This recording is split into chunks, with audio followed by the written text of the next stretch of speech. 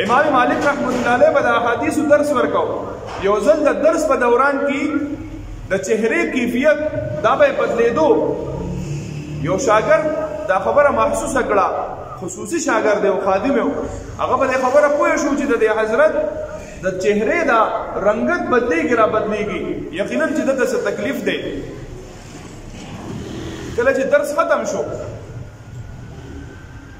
نو هغه شاګرد ول راغی، وی حضرت تاسو ته څه تکلیف دی؟ وی او تاسو زما د لمن راوچته کې وګورئ زما د عمله چې لمن یې راوچته کړه وای کده لړمو او سوار رضیا چې چلے ټکي ورکړ. هغه شاګرد وته وای چې حضرت تاسو په سبق دوران کې ویلیو چې کله تاسو محسوس شوي و نو په هغه دوران کې به تاسو ویلیو نو موږ به دا لرې کړی او مړ کړی به مو، نو اوس تاسو ته دومره تکلیف ورسېدو.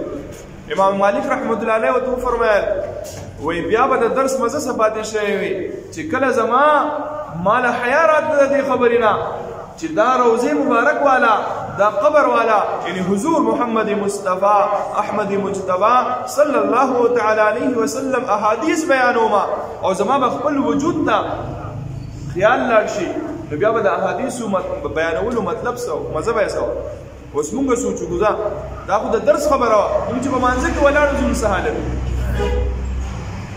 نو که ته دا معلومول غواړې چې ځکه د نبي علیه الصلاۃ والسلام په دور کې وي، نو آیا زه به د نبي علیه الصلاۃ والسلام خبرې ته څنګه کېناستمه؟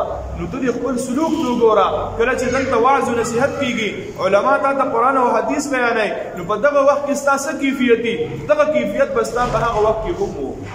نو که ستا کیفیت په دې وخت کې دا دی چې ته خبرې ته په توجه باندې کېنې، د عمل په نیت باندې کېنې، نو تا ته د مبارکي ستا ایمان چې کوم دی ډېر زیات مضبوط دی او الله رب العزت به تا د دې ایمان په وجه باندې انشاءالله کامیابی